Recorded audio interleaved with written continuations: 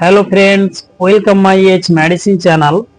আজকে আমি আপনাদের সামনে যে টপিক নিয়ে আলোচনা করতে যাচ্ছি সেই টপিকটি আপনারা থাম্বনেল দেখে বুঝে গেছেন সেটি কি। অ্যাম্পিলক্স 500 mg ক্যাপসুল।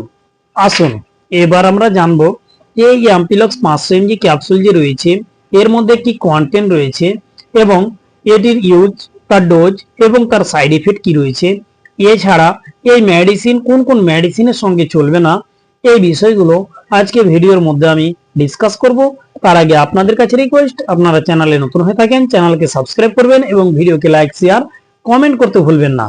আসুন তাহলে আমরা একটু দেখে নিই যে এই মেডিসিনের কম্পোজিশনটা কি কি রয়েছে।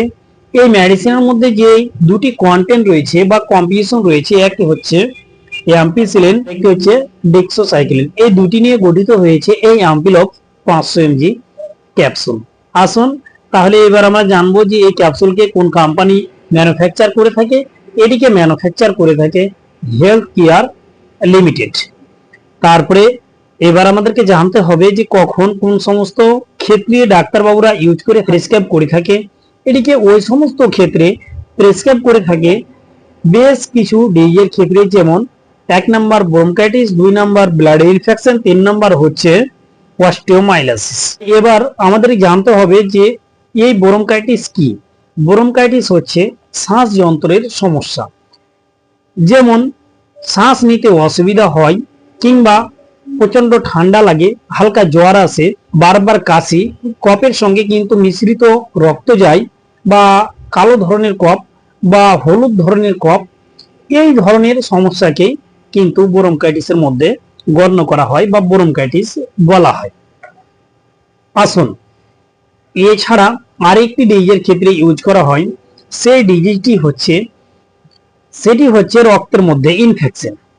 তাহলে সুতরাং আমাদের জানতে হবে যে রক্তের মধ্যে ইনফেকশন সেটি কি। রক্তের মধ্যে যদি ইনফেকশন হয় তাহলে বেশ কিছু সমস্যা দেখা দিতে পারে, যেমন হার্টবিট কিন্তু অতিরিক্ত বেড়ে যাবে, অর্থাৎ হৃদয় স্পন্দন যে রয়েছে সেটি কিন্তু অতিরিক্ত বেড়ে যাবে। দ্বিতীয় নাম্বার হচ্ছে শরীরের তাপমাত্রা কিন্তু উঠানামা করবে। আসুন এবার আমরা জানবো যে এরপরে আরেকটি ডিজিজে ইউজ করা হয়, সেটি হচ্ছে অস্টিওমাইলাইসিস। এবার আমাদের জানতে হবে যে অস্টিওমাইলাইসিস কি। সেটি হচ্ছে হাড়ের মধ্যে ব্যথা 1, এছাড়া অতিরিক্ত ঘাম 2, বা জ্বর ভাব 3, অতিরিক্ত গরম লাগা বা অতিরিক্ত ঠান্ডা লাগা, এছাড়া এর মধ্যে কিন্তু পড়ে থাকে এই অস্টিওমাইলাইসিসের মধ্যে। আসুন এবার আমরা জানবো যে এই মেডিসিনের ডোজটি কি। এই মেডিসিনের ডোজ ডাক্তারবাবুরা পেশেন্টের উপর ডিপেন্ড করে তার ডোজ ফিক্স করে থাকে।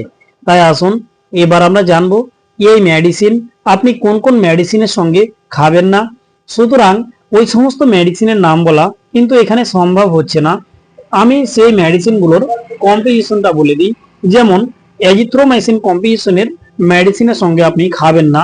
এছাড়া বা জিনটামাইসিন কম্পোজিশনের মেডিসিন হোক, ইনজেকশন হোক, তার সঙ্গে কিন্তু আপনি এই অ্যাম্পিলক্স মেডিসিন কিন্তু আপনি নেবেন না, না হলে কিন্তু মারাত্মক ক্ষতি হতে পারে। তাই আসুন এবার আমরা জানবো যে এই মেডিসিন খাওয়ার পরে কি কি সমস্যা বা সাইড ইফেক্ট দেখা দিতে পারে। ওই সমস্ত ক্ষতি বা সমস্যা দেখা দিতে পারে তার মধ্যে যেমন রয়েছে নোজিয়া। নোজিয়ার অর্থ হচ্ছে যে আপনার বমি বমি লাগা, ভমিটিং বা বমি হওয়া বা ডায়রিয়া হওয়া। এছাড়া রয়েছে ফুসকুড়ি বা আর্টিকারিয়া। এই সমস্ত সাইড ইফেক্ট গুলো কিন্তু দেখা দিতে পারে। তাই আপনাদের কাছে রিকোয়েস্ট, আপনারা যে কোনো মেডিসিন যখনই ব্যবহার করবেন ডাক্তারের পরামর্শ নেবেন, তারপরেই ব্যবহার করবেন। ডাক্তারের পরামর্শ ছাড়া কোনো মেডিসিন আপনারা ব্যবহার করবেন না। তাই ভালো থাকুন, সুস্থ থাকুন। আসি পরে ভিডিও আবার দেখা হবে।